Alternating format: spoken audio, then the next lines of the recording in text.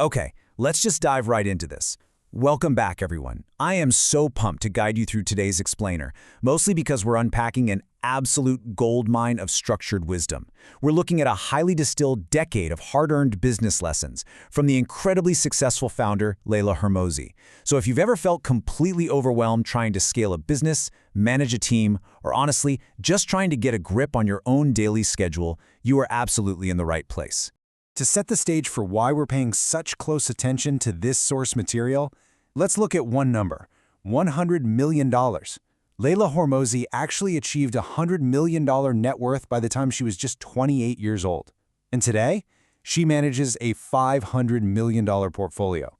So the insights we're about to break down here aren't just some nice-sounding theories. They are real, battle-tested strategies from someone who has navigated the absolute highest levels of rapid growth. Here is our roadmap for today's self-to-scale journey. We're going to cover master your time, the power of certainty, pick your problems, slay the small monsters, quality creates true demand, and finally, leaders are great teachers. Let's get to it. Number 1, master your time. You really have to manage yourself first. Think about it.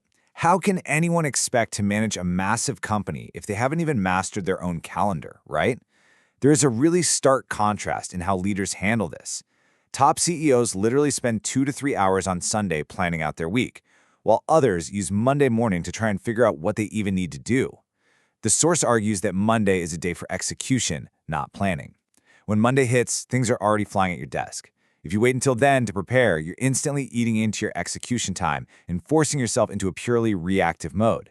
By preparing on Sunday, you pull the future into the present. You build in that essential buffer time. Because remember, we don't rise to our level of expectations, we fall to our level of preparation. Number 2, the power of certainty. Certainty creates speed. Once you've got yourself managed, you have to manage others. And the golden rule here is that leaders who lack certainty create followers who lack commitment.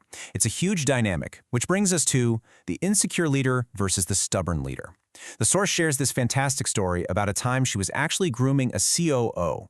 She kept asking for feedback, and her employee essentially pleaded with her saying, "Listen, sometimes I really just want you to tell me what to do." She was acting as the insecure leader, so terrified of overstepping that she left her team basically begging for clear direction. But on the flip side, you have the stubborn leader. The source mentions a portfolio company they eventually had to drop because the leader kept aggressively changing the company's direction. 5 steps one way, 5 steps another. It caused immense stress and overwhelm for the entire team. Overwhelm almost always comes from high demand paired with low clarity. Whether it's insecurity or stubbornness, both of these create deep cracks in a team's confidence and totally destroy their commitment. Number 3, pick your problems. There really is no right or wrong path. As a business scales up, it demands some really hard choices, but beginners often get totally paralyzed because they falsely believe there's this one silver bullet right answer. The crucial point here is understanding what happens when you avoid those tough choices. This is called decision by omission. It's the act of avoiding a choice until circumstances literally make it for you. If you're sitting on a hard choice, you aren't actually avoiding it. You're just waiting for the world to decide for you. And trust me, it usually won't be in your favor. Either way, you are going to experience the pain of change. So you might as well act aggressively to make sure that change actually works in your favor. Think of your attention as a giant jar of marbles. Every unmade decision steals a marble straight from that jar. You only have so much attention to actually grow your business. The source points out a super common dilemma. Say you have a service business, and you're wondering, do I franchise or do I open corporate-owned locations? There's no perfect answer. Franchising lets you scale super fast, but you sacrifice some culture. Corporate-owned protects the culture, but it's much slower. Stop trying to pick the perfect solution. Instead, you've got to ask yourself, which set of problems do I actually want to wake up and live with on a daily basis? You're always trading your current problems for new ones, so just pick the problems you can actually tolerate. I want to pause right here for a second and ask you directly, what small problem are you currently avoiding? Really, be honest with yourself. What decision is actively stealing your marbles right now? Number 4, slay the small monsters, because small problems definitely grow big. So we've established that we never truly eliminate problems, right? We just trade worse ones for better ones. But what happens to those minor issues we actively choose to ignore? Well, they mutate. The source shares this incredibly vivid anecdote from 2018 to explain this. Her business relied heavily on acquiring cheap 50-cent leads for gyms. But as ad costs naturally started rising across the platform, her community started complaining. Instead of addressing it head-on, they just kind of swept this small nagging issue under the rug.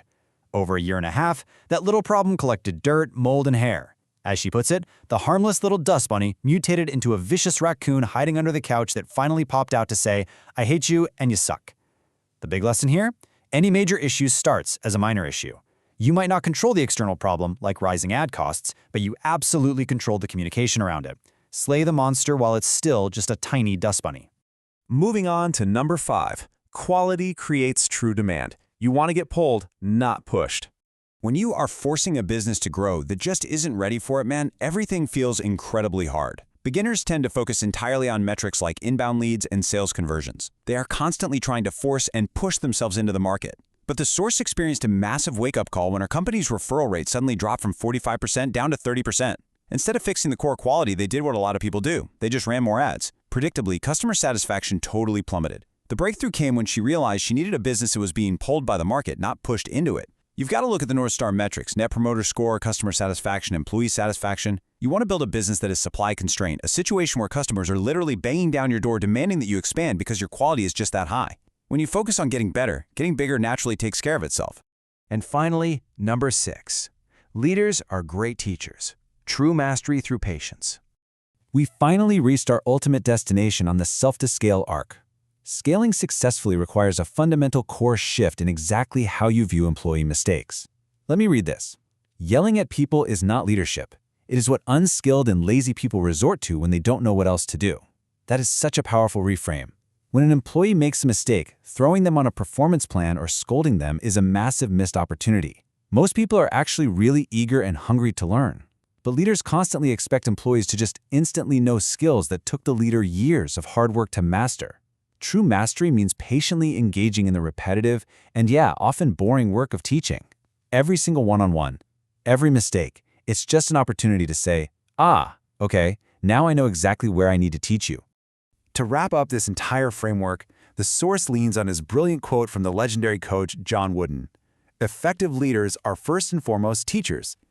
If you're building a team, you have to realize you're no longer just in the service or product business. You are fundamentally in the education business. So as we conclude this explainer, I want to leave you with one final provocative question based on everything we've just covered today. Look at your calendar, look at your jar of marbles, and look at the people relying on you right now. What are you going to teach your team today? Thank you so much for joining me to explore this fascinating source material. I really hope it brings some incredible clarity to your own journey from self to scale.